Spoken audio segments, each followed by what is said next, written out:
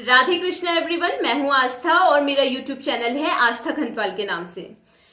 इस चैनल पे ही मैंने एक भगवत गीता सीरीज स्टार्ट की है जिसमें मैं आप लोगों के साथ में भगवत गीता के श्लोक, उनका अर्थ और भावार्थ जो भी मुझे समझ में आ रहा है आपके साथ में शेयर कर रही हूँ। आई होप कि आपको ये भगवत गीता सीरीज पसंद आ रही होगी, आप इसे ज्यादा से ज्यादा लाइक कर रहे होंगे और शेयर भी कर रहे होंगे।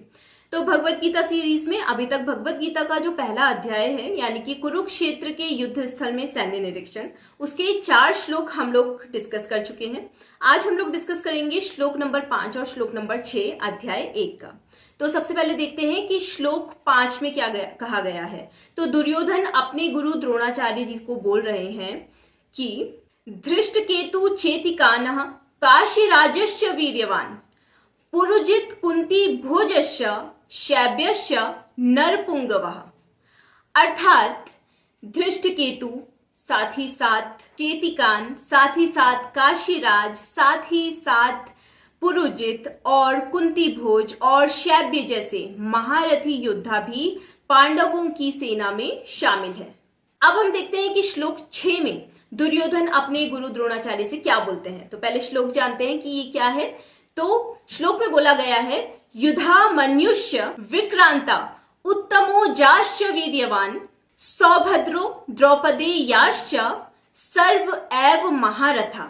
अर्थात इसमें दुर्योधन अपने गुरु द्रोणाचार्य को और भी कुछ नाम बता रहे हैं जिसमें वो नाम लेते हैं महापराक्रमी, युधामन्यु, अत्यंत शक्तिशाली, उत्तमौज, साथ ही साथ सुभद्रा का पुत्र, साथ ही साथ द्रौपदी के पुत्र, ये सभी महारथी पांडवों की सेना में शामिल हैं।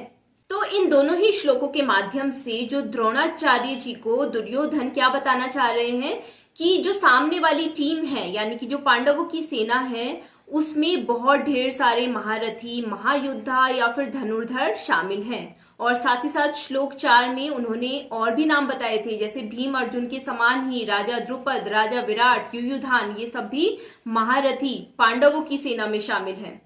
तो दुर्योधन बेसिकली जो द्रोणाचार्य जी हैं उनके साथ में एक स्ट्रेटेजी डिस्कस करना चाह रहे हैं, एक रणनीति डिस्कस करना चाह रहे हैं कि सामने वाली सेना की जो स्ट्रेंथ है उसको देखते हुए हमें इस युद्ध स्थल में रणनीति या फिर स्ट्रेटेजी प्लान करनी पड़ेगी क्योंकि सामने बहुत ढेर सारे महारथी और महायोद्धा शामिल हैं। तो अभी तक हमने देखा कि दुर्योधन ने अपने गुरु द्रोणाचार्य से डिस्कस की पांडवों की सेना की स्ट्रेंथ। अब आने वाले श्लोकों में दुर्योधन अपने गुरु से डिस्कस करने वाले हैं कि उनकी खुद की सेना में यानी कि कौरवों की सेना की स्ट्रेंथ क्या क्या है, उनकी सेना में कौन कौन से ऐसे महारथी, महायोद्धा शामिल हैं जो कि उनकी सेना को और उनकी टीम को स्ट्रांग बनाते हैं।